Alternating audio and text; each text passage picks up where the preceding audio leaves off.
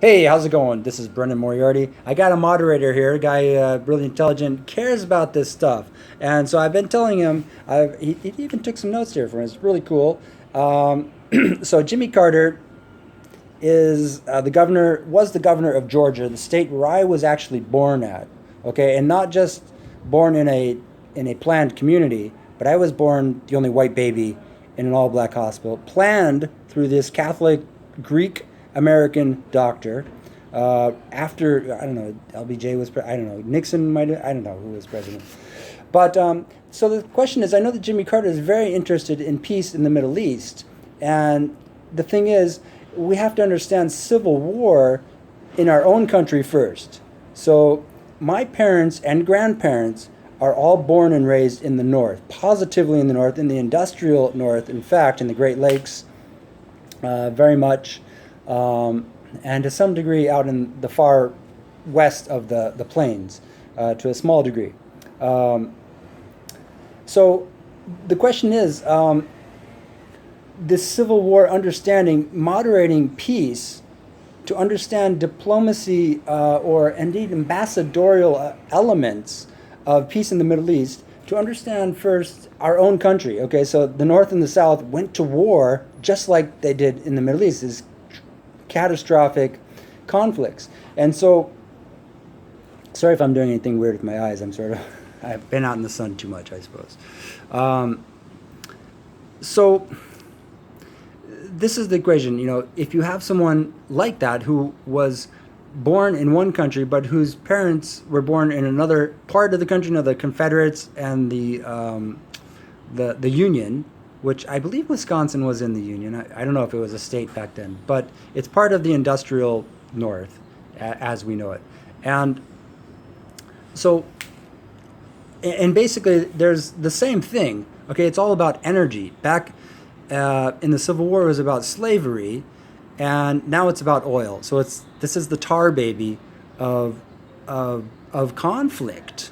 Okay, people wanting energy, cheap energy, not really caring about, not really respecting, the navigation of these ultimate elements. This is, staring at the camera or staring at your face like, oh, aren't I pretty? Wow.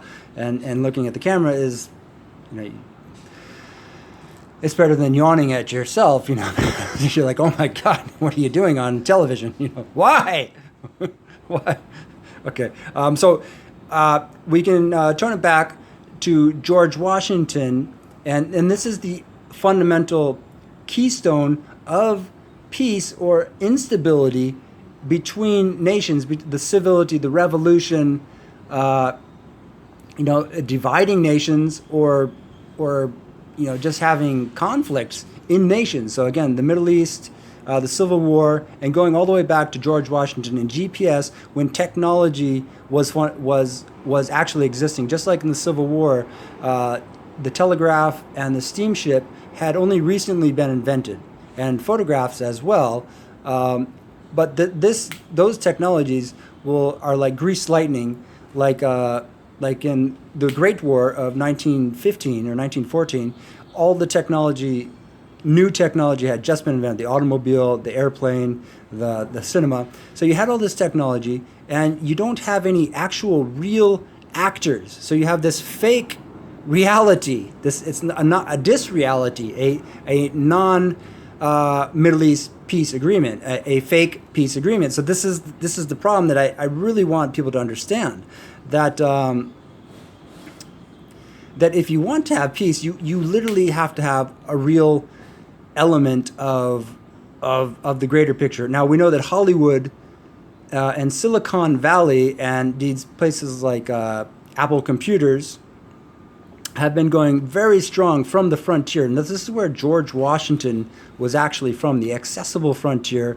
Chesapeake was the accessible frontier, and now it is San Francisco and Seattle, where Kurt Cobain is from, who wrote an album called Bleach. And in the Middle East, they're using chemical weapons.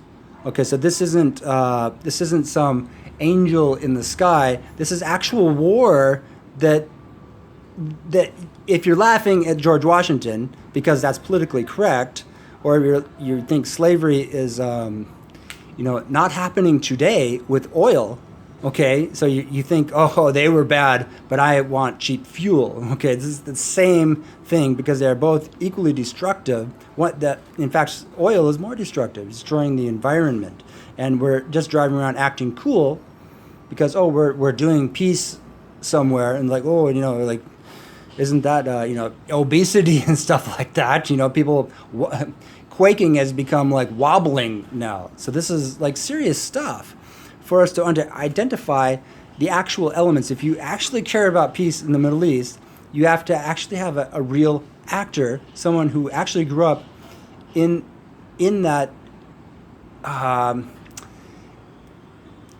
in that place, right? yeah, in that place. Yeah, so I grew up. I was born in Georgia when the Republicans were in power. I assume Jimmy Carter was not there when I was born, nor when my brother was born, and we left quickly after that. But we did live in a diverse community, positively. Okay, and so for there to be something cooking on the bottom, it's hot. For there to be peace in the Middle East, you have to have real elements. Otherwise, you're only talking, and this is the fundamental problem. To say, oh, George Washington doesn't really exist, to say that's he owned slaves, or he was too smart for us, or something completely destructive like that. So if you avoid the George Washington, the Kurt Cobain, the Jim Morrison of Vietnam, if that doesn't have enough bleach in it for you for war in the Middle East to ring true, then this is it requires perfect alignment. This requires absolute precision, research, and presentation, and peace that actually has the keystones that hold everything together. This is using not just waving your hands around, but actually aligning things into perfect actuality. That is what I offer, Mr. President. Thank you.